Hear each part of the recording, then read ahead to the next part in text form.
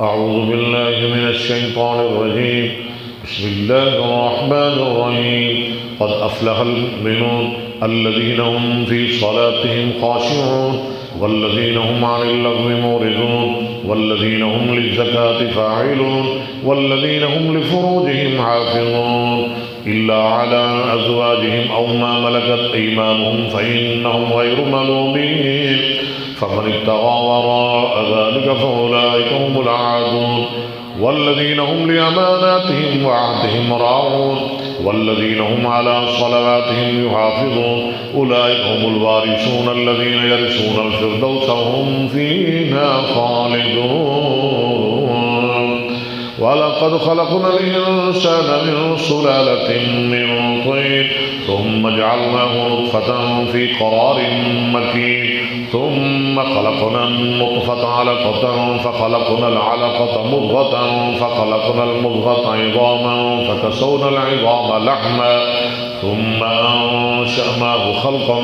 آخر فتبارك الله أحسن الخالقين. ثم إنكم بعد ذلك لميتون ثم إنكم يوم القيامة تبعثون.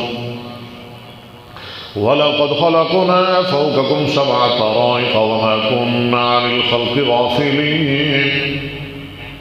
وأنزلنا من السماء ماء بقدر فأسكناه في الأرض وإنا على ذهاب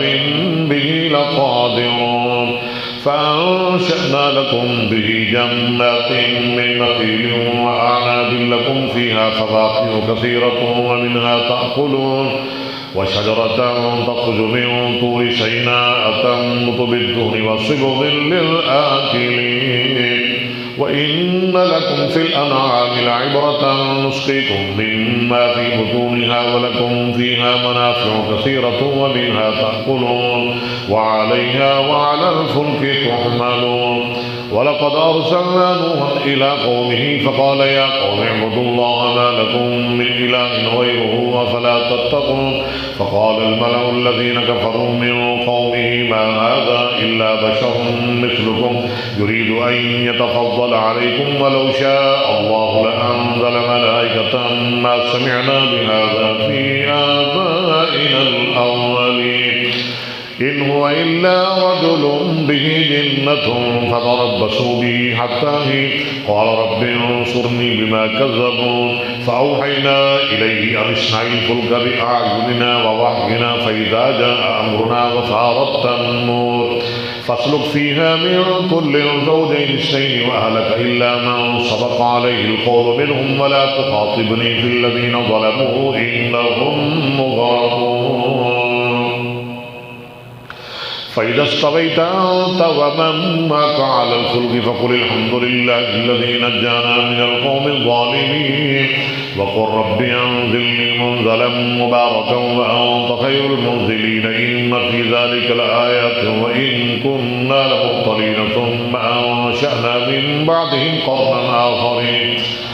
فأرسلنا فيهم رسولا منهم أن اعبدوا الله ما لكم من إله غيره أفلا تتقون. وقال الملأ من قومه الذين كفروا وكذبوا بلقاء الآخرة وأترفناهم في الحياة الدنيا ما هذا إلا بشر مثلكم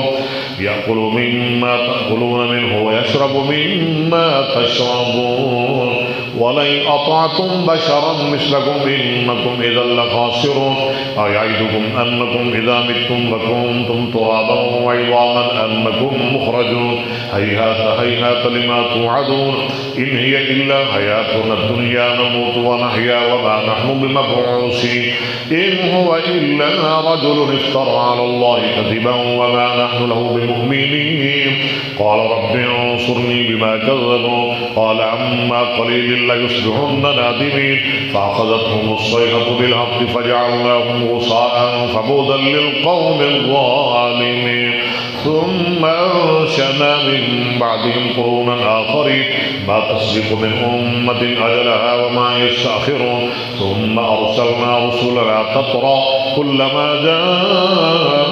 أمة رسولها كذبوا فأطبعنا بعضهم بعضا وجعلناهم أحاديث فبعدا لقوم لا يؤمنون. ثم أرسلنا موسى وأخاه هارون بآياتنا وسلطان مبين إلى فرعون وملئه فاستكبروا وكانوا قوما عالين فقالوا أنؤمن لبشرين مثلنا وقومهما لنا عابدون فكذبوهما فكانوا من المهلكين ولقد آتينا موسى الكتاب لعلهم يهتدون وجعلنا ابن مريم وأمه آية وآويناهما إلى ربوة ذات قرار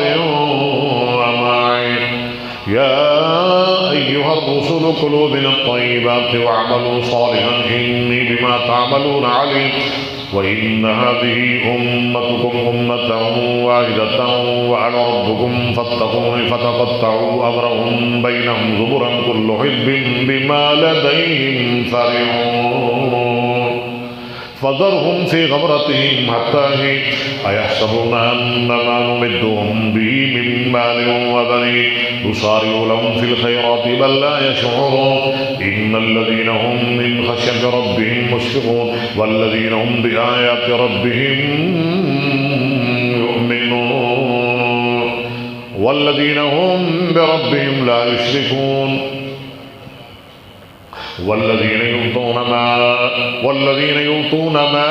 آتوا وقلوبهم وجلة أنهم إلى ربهم راجعون أولئك يسارعون في الخيرات وهم لها سابقون ولا نكلف نفسا إلا وسعها ولدينا كتاب ينطق بالحق وهم لا يظلمون بل قلوبهم في غمرة من هذا ولهم أعمال من دون ذلك هم لها عاملون حتى إذا أخذنا مترفيهم بالعذاب إذا هم يجأرون لا تجأروا اليوم إنكم منا لا تنصرون قد كانت آياتي تتلى عليكم فكنتم على أعقابكم تنكصون مستكبرين به سامرا تهجرون أفلم يدبروا القول أم جاءهم ما لم يأت آباءهم الأولين أم لم يعرفوا رسولهم فهم له منكرون أم يقولون به جنة بل جاءهم بالحق وأكثرهم للحق كارهون ولو اتبع الحق أهواءهم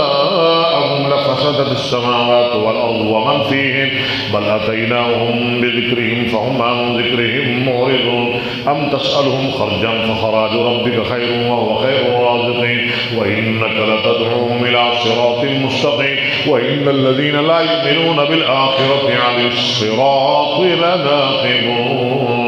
ولو رحمناهم وكشفنا ما بهم من ضر للجوا في طغيانهم يعمهون ولقد أخذناهم بالعذاب فما استكانوا لربهم وما يتضرعون حتى إذا فتحنا عليهم بابا ذا عذاب شديد إذا هم فيه مبلسون